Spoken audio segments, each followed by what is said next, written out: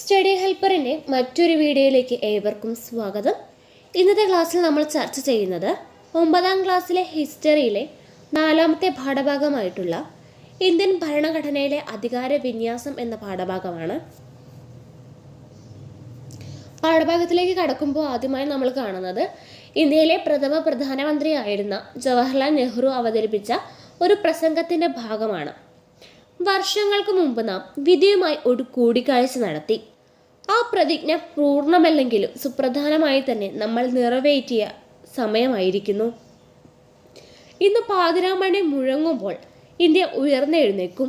പുതുജീവിതത്തിലേക്കും സ്വാതന്ത്ര്യത്തിലേക്കും. ഒരു യുഗം അവസാനിച്ചിരിക്കുന്നു. ദീർഘനാളായി അടിച്ചമർത്തപ്പെട്ട ഒരു രാഷ്ട്രത്തിൻ്റെ ആത്മാവ് ശബ്ദിക്കുന്നു. ഈ അപൂർവ നിമിഷത്തിൽ ഇന്ത്യയുടെയും ഇവിടുത്തെ ജനങ്ങളുടെയും മനുഷ്യരാശിയുടെയും ആകെ തന്നെയും സേവനത്തിനായി സ്വയം സമർപ്പിച്ചുകൊണ്ട് നമുക്ക് പ്രതിജ്ഞ ചെയ്യാം.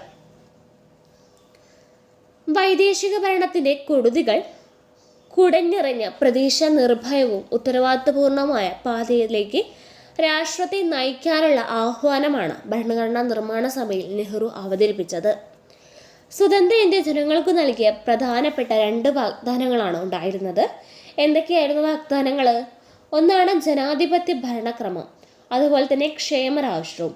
അപ്പോൾ സ്വതന്ത്ര ഇന്ത്യ ജനങ്ങൾക്ക് നൽകിയിട്ടുള്ള 2 പ്രധാനപ്പെട്ട വാഗ്ദാനങ്ങളാണ് ഉണ്ടായിരുന്നത്. അതിലൊന്നാണ് ജനാധിപത്യ ഭരണക്രമവും, രണ്ടാമത് രാഷ്ട്ര നിർമ്മാണവും.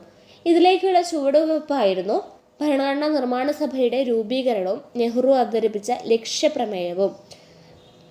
1946 ഡിസംബർ 13 ഭരണഘടനാ നിർമ്മാണ സഭയിൽ ജവഹർലാൽ നെഹ്റു അവതരിപ്പിച്ച ലക്ഷ്യപ്രമേയത്തിൻ്റെ ചില ആശയങ്ങളാണ് ടെക്സ്റ്റ് ബുക്കിൽ പേജ് നമ്പർ 64 കൊടുത്തിരിക്കുന്നത്.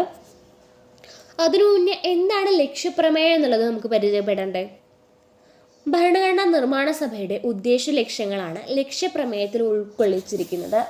ഇത് പിന്നീട് മാറ്റങ്ങളോട് കൂടിയിട്ട് ആമുഖമായി മാറുകയായിരുന്നു. ലക്ഷ്യപ്രമേയത്തെക്കുറിച്ചും അതിൻ്റെ ആശയങ്ങളെക്കുറിച്ചും പഠിക്കുന്നതിന് മുന്നേ എന്താണ് ലക്ഷ്യപ്രമേയം, എങ്ങനെയാണ് ലക്ഷ്യപ്രമേയം രൂപീകരിക്കപ്പെട്ടത് എന്നീ കാര്യങ്ങളും മനസ്സിലാക്കേണ്ടതുണ്ട്.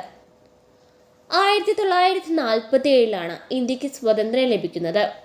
എന്നാൽ അതിനൊക്കെ മുന്നേ തന്നെ ഇന്ത്യയിൽ ക്യാബിനറ്റ് മിഷൻ എത്തിയപ്പോൾ ഇന്ത്യക്ക് സ്വതന്ത്രമായ ഒരു ഭരണഘടന വേണം എന്ന ആശയമുണ്ടായിരുന്നു. ഈ ആശയത്തിൽ നിന്നാണ് ഇന്ത്യൻ ഭരണഘടന അസംബ്ലിക്ക് രൂപം നൽകുന്നത്. അസംബ്ലി രൂപീകരിക്കുന്നതിന് മുന്നേ തന്നെ ഭരണഘടനാ നിർമ്മാതാക്കൾ ഒരു തീരുമാനം എടുത്തിട്ടുണ്ടായിരുന്നു. എന്തെന്ന് വെച്ചാൽ സ്വതന്ത്ര ഇന്ത്യക്കായിട്ട് ഒരു ഭരണഘടന